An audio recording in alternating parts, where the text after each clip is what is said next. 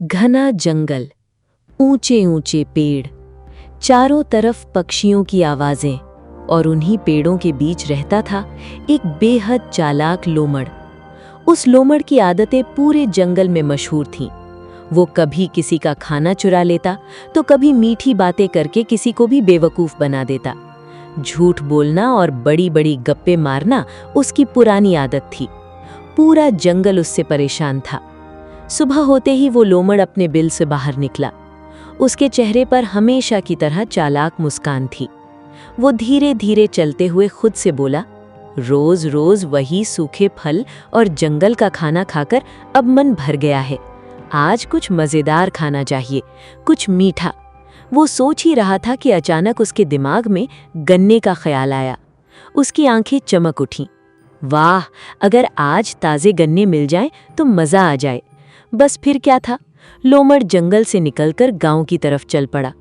थोड़ी देर बाद उसे दूर दूर तक फैले हरे भरे गन्ने के खेत दिखाई दिए। हवा चल रही थी और लंबे गन्ने लहरा रहे थे।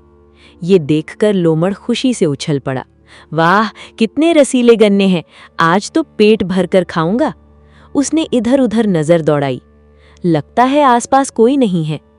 धीरे धीरे वो खेत के अंदर घुस गया और एक मोटा गन्ना तोड़कर खाने लगा। चर्र चर्र, गन्ने का मीठा रस उसके मुंह से टपकने लगा।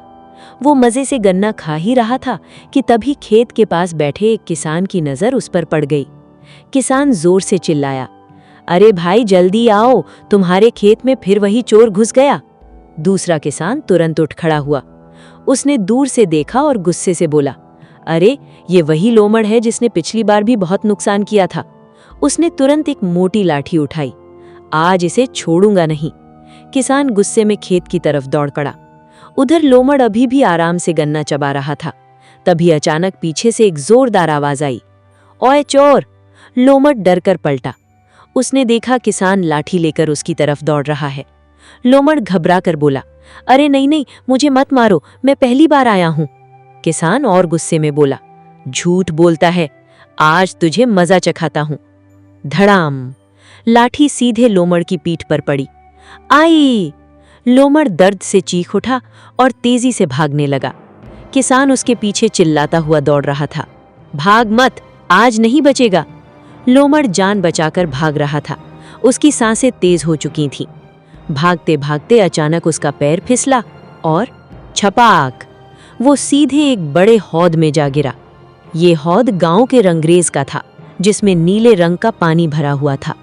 कुछ देर बाद लोमड़ जैसे तैसे बाहर निकला। पूरा शरीर नीले रंग में रंग चुका था। उसने खुद को देखा तो डर गया। ये क्या हो गया? वो घबरा कर बोला, अगर जंगल वालों ने मुझे इस हालत में देख लिया तो मुझे भूत समझ लेंगे। डरा हुआ लोमड़ एक कोने में बैठ गया। लेकिन तभी उसके दिमाग में एक चालाकी भरा विचार आया। धीरे धीरे उसके चेहरे पर मुस्कान फैल गई। अगर कोई मुझे पहचान ही नहीं पाएगा तो क्यों ना मैं इसका फायदा उठाऊं? उसकी आंखों में चमक आ गई। आज से मैं जंगल का राजा बनूंगा। इतना कहकर वो सीना तानकर जंगल की तरफ चल पड़ा। जंगल के जानवरों ने जैसे ही उस अजीब नीले प्राणी को देखा, सब डर गए। हिरण कांपने लगे, बंदर पेड़ों पर चढ़ गए, खरगोश झाड़ियों में छिप गए। एक हाथी डरते हुए बोला, ये कौन सा जीव है? दूसरा जानवर बोला, ऐसा प्राणी हमने पहले कभी नहीं देखा।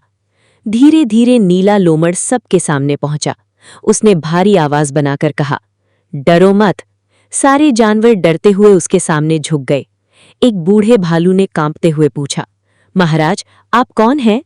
लोमड़ गंभीर आवाज में बोला, मैं स्वर्ग से भेजा गया विशेष दूत हूं। सारे जानवर हैरानी से एक दूसरे को देखने लगे। लोमड़ आगे बोला, ईश्वर ने मुझे इस जंगल की रक्षा के लिए भेजा है। आज से मैं तुम सबका नया राजा हूं।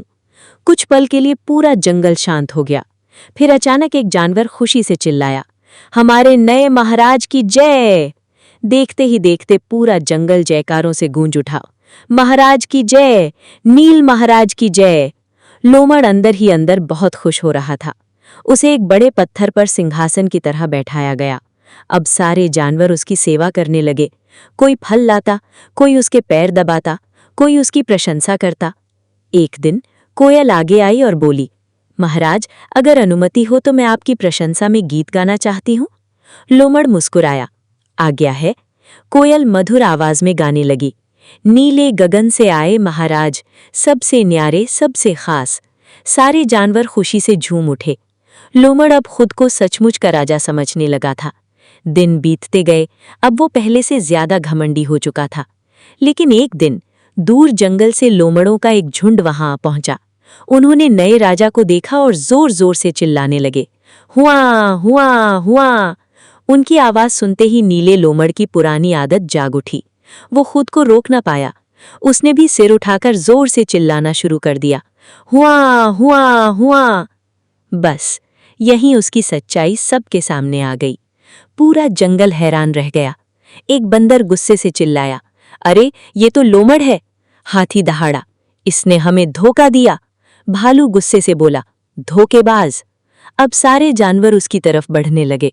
लोमड़ डर गया। वो हाथ जोड़कर बोला, मुझे माफ कर दो, मैंने गलती की, अब कभी झूठ नहीं बोलूंगा। लेकिन इस बार कोई उसकी बात सुनने को तैयार नहीं था। सारे जानवर गुस्से में उसकी तरफ दौड़ पड़े।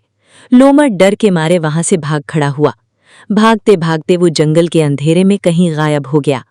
उस दिन के बाद जंगल में किसी ने उस लोमड़ को नहीं देखा और जंगल के सारे जानवरों ने उस दिन एक बड़ी सीख सीखी।